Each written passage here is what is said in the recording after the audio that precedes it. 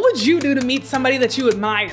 I bought 50 copies of this book, and next week, the author, who has millions of followers, is flying to Atlanta to meet me and 30 other people in a mansion. And today I'm about to show you exactly how it happened. Sahil Bloom, best-selling author, millions of followers, incredibly valuable time, the kind of creator who could be doing anything with his time. But with one direct message, I got him to agree to fly across the country for a 30-person book club. Not a stadium, not a conference, a book club. And if you think this is because I have a big following or special connections, you are wrong. This is about understanding something that most creators miss. It's that real influence isn't built through followers. It's built through relationships. So over the next 10, 15 minutes, I'm about to show you the exact message that I sent to get his attention, why somebody at his level would even say yes to me, although I'm great, and 2 lessons that can change how you approach building relationships forever. So with that, my friend, let's dive in. Let me tell you about Sahil Bloom. If you've been living under a rock and you're not familiar with him, you're missing out on one of the most insightful creators in the business and personal development space. Sahil's background is fascinating. He graduated from Stanford with a degree in economics, sociology, and public policy. And after college, he joined the private equity space, where he quickly rose to vice president by the age of 27. In May of 2020, Sahil had just 500 followers on Twitter. But by consistently creating value and sharing insights, he has now built an empire of over 1 million followers on Twitter and over 500,000 on LinkedIn, Instagram, and over 800,000 newsletter subscribers. If we think about it, it's probably almost 5 million people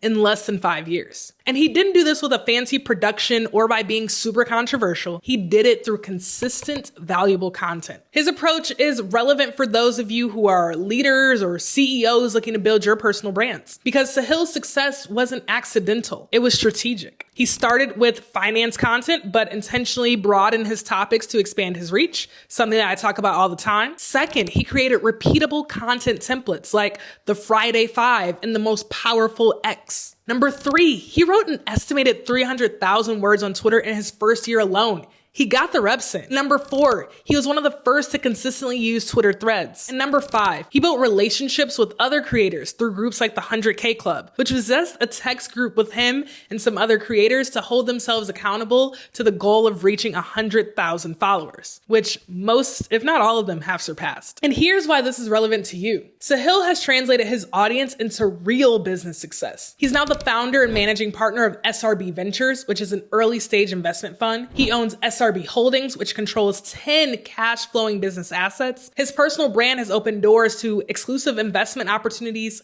speaking engagements, business partnerships. And now he's authored The 5 Types of Wealth, a book that expands beyond financial wealth to cover the 5 domains of life: financial, social, physical, mental, and time wealth. The book is incredible. Bill Ackman, yes, that Bill Ackman, called it one of the best investments that you can make. I've read the book, and even when I saw Sahil was writing a book, because he documented this whole process online, I knew that not only was I going to read the book, but I wanted to do something different. I didn't just want to share it online or leave a review. I wanted to create a real in-person experience around it because I knew it was going to be phenomenal. So I organized the book club, but I didn't just want to discuss the book. I was thinking to myself, what if Sahil could join us to meet some folks and discuss the book in person? So, as luck would have it, one day I was going through Instagram and I saw he had a story saying, hey, if anybody has a book club, let me know. I immediately replied to that story on Instagram and said, hey, I have a book club, about 30 of us here in Atlanta. Not only did he respond, but he said yes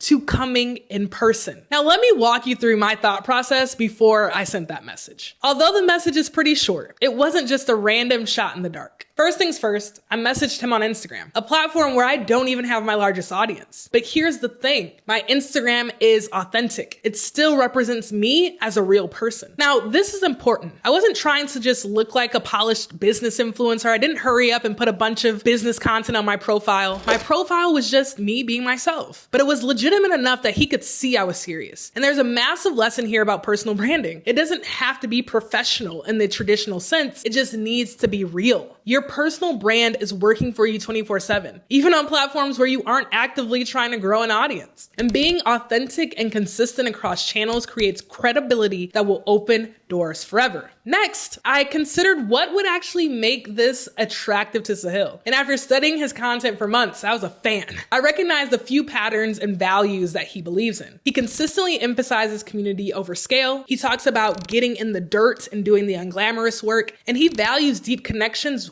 above vanity metrics. So I made sure my invitation aligned with those values. And I wasn't asking him to come for a massive event with thousands of people where we would make a bunch of money. I invited him to something intimate, focused, and community driven. I went through a few drafts of the message before I clicked send. It felt like I was talking to somebody, sliding in their DMs. And although it's short, notice what I included. Specific praise for his work, which is authenticity, clear details about the group, around 30 leaders, flexibility, and no pressure or fake urgency. Why would somebody with millions of followers care about meeting 30 people in Atlanta? It's because Sahil understands something most people don't. Number one, real impact happens face to face, not behind screens. Number two, deep relationships beat shallow engagements every day. And number three, success is built in the dirt by showing up and doing the work. Sahil doesn't just talk about these principles, he lives them. And that's why he's successful. No other reason than he lives out what he preaches. In fact, Sahil has a similar story to mine. In 2023, he noticed Bill Ackman shared one of his tweets. And instead of just saying thanks, he replied, "Thanks for sharing, Bill. We should meet sometime in NYC. Lunch on me." That lunch actually happened and they built a relationship. And just a couple weeks ago, after the book came out, Bill Ackman posted an endorsement that shot Sahil's book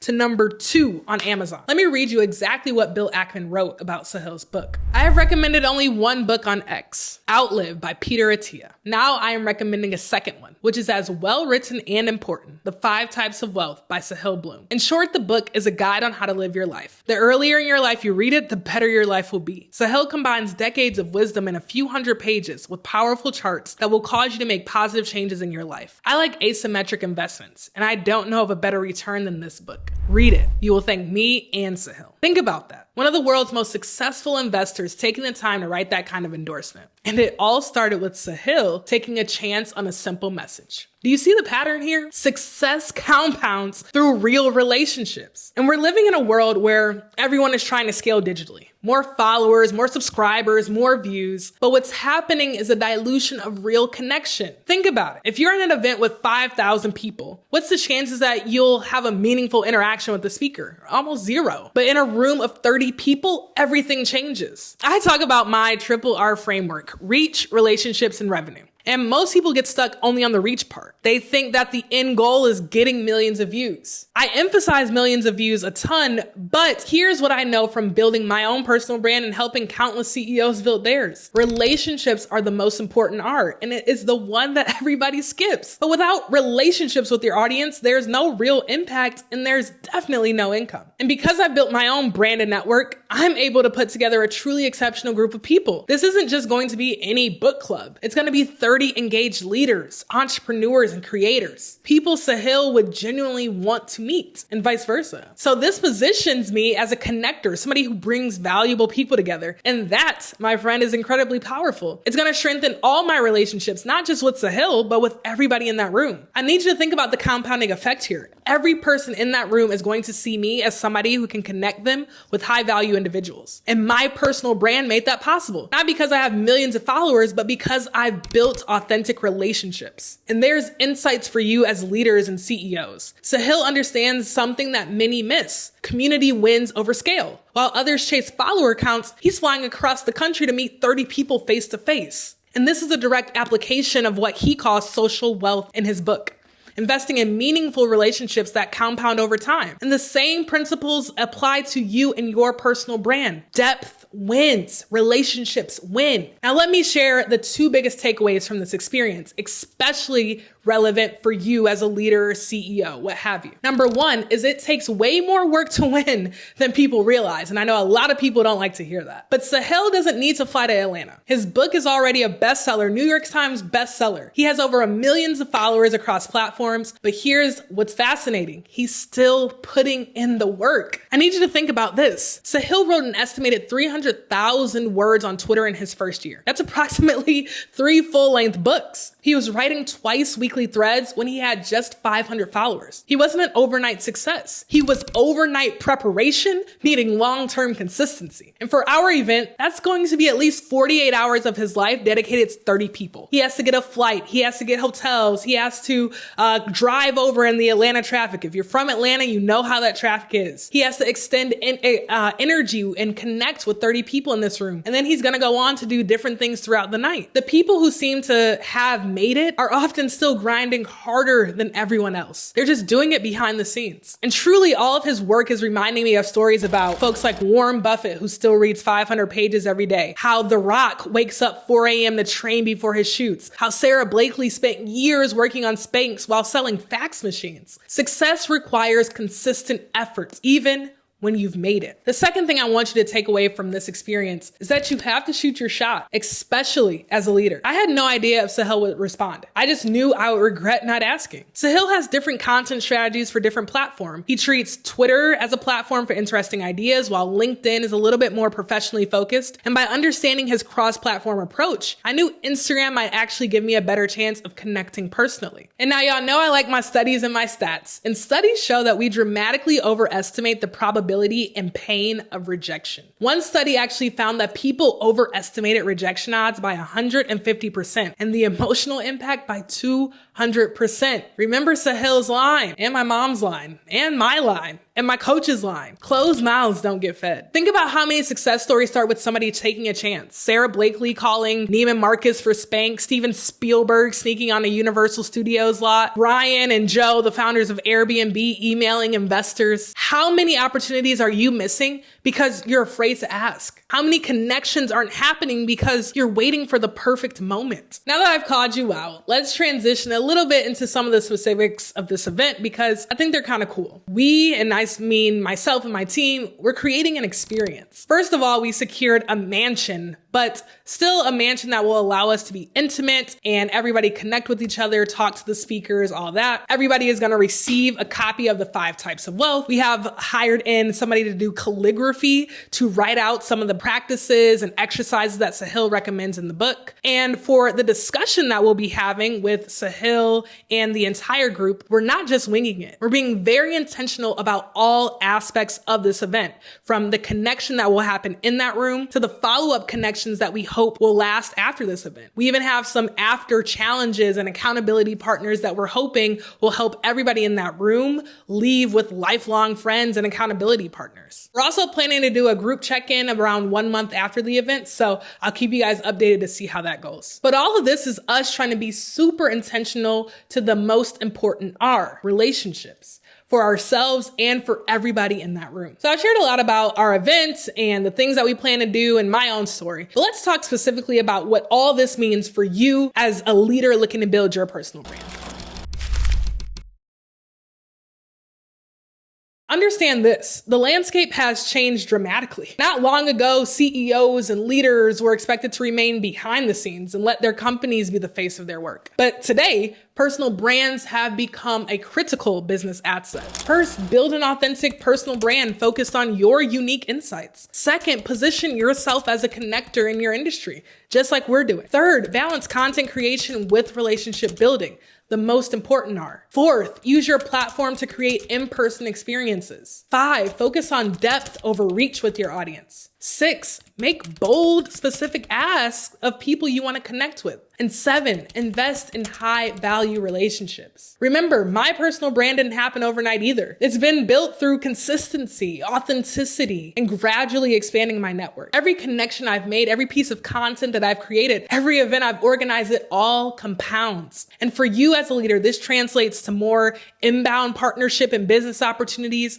better recruitment of top talent, media exposure for your company, direct customer connections, thought leadership in your industry, expanded network for fundraising and business development. I've seen this work in my own life beyond just this event with Sahil. Doors that were once closed are now open. Opportunities find me rather than me needing to chase them. And it all started with building an authentic personal brand and positioning myself as somebody who creates value for others and puts out goodwill every day. Now let me break down some of the tangible returns I've seen from investing in my own personal brand. Number one is access. My brand has opened doors that would have remained firmly shut otherwise. The ability to reach somebody like Sahil or any industry leader becomes exponentially easier when you have a credible presence. Number two is opportunity and deal flow. Whether you're an investor, entrepreneur, or executive, quality opportunities flow to people with strong personal brands. I've seen deals and partnerships materialize simply because people discover me through my content, my LinkedIn posts or TikTok videos. Number three is talent magnetism. The best people want to work with leaders that they respect.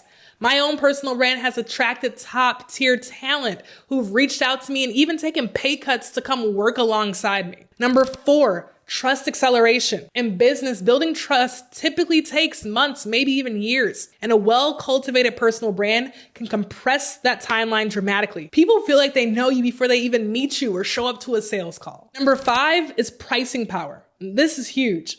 A strong personal brand allows you to command premium pricing. Whether for your products, services, speaking engagements, consulting, you no longer have to compete on price. And these aren't theoretical benefits. They're business advantages with clear ROI. Every minute and dollar I've invested in building my personal brand has returned multiples in business value. The story of getting Sahil to join our book club isn't just a cool anecdote. It's a perfect case study in the compound effect of personal branding. My brand has enabled me to assemble a high-value group that attracted his attention, create enough credibility to earn a response, and build sufficient trust for him to commit his time to fly down here. And the benefits extend far beyond just this event. The relationships that will be formed next week are going to continue generating value for years to come, and I know it. So to close this out, next week, Sahil Bloom will be sitting in a room with me and 30 other people in Atlanta, discussing his book because I invested consistently in building a personal brand that creates real value. And I've done it in a way that's authentic to who I am. This isn't about luck. It's about intention. It's about aligning your actions with what matters to people. It's about creating experiences that people want to be a part of. Now, because this event is happening next week, you won't be able to attend. And again, I was pretty selective with who's going to come to this book club, but I'm sure I'll be doing more of these events throughout the year as I continue to double down on that second R for myself, relationships. So if you want to be tapped into different things that I'll be doing this year, make sure that you're subscribed here and connected with me on LinkedIn. That's generally where I'll talk about these things. And if you found value in this story, please make sure you like and subscribe. My YouTube is my little corner on the internet where I get to be really free and share things like this because it's only a few of us over here, which I love. But I really lean into the signals if you guys like this style of content or what you like or what's helpful. And so when I see likes and comments and subscribes, it gives me direction of where to go and how to keep creating valuable content that's going to help you all. Now, I will document the entire book club event and make a video about that. So again, subscribe here so you don't miss that. But now I have a question for you. What is one shot you're going to take this week? Who's somebody that you admire that you could reach out to? Put it in the comments and I'm going to hold you accountable. Let's get after it this year. And remember what Sahil, what my mom, what my coaches always said, closed mouths don't get fed. Your opportunity is waiting for you to speak up. And with that, I'll see you in the next one.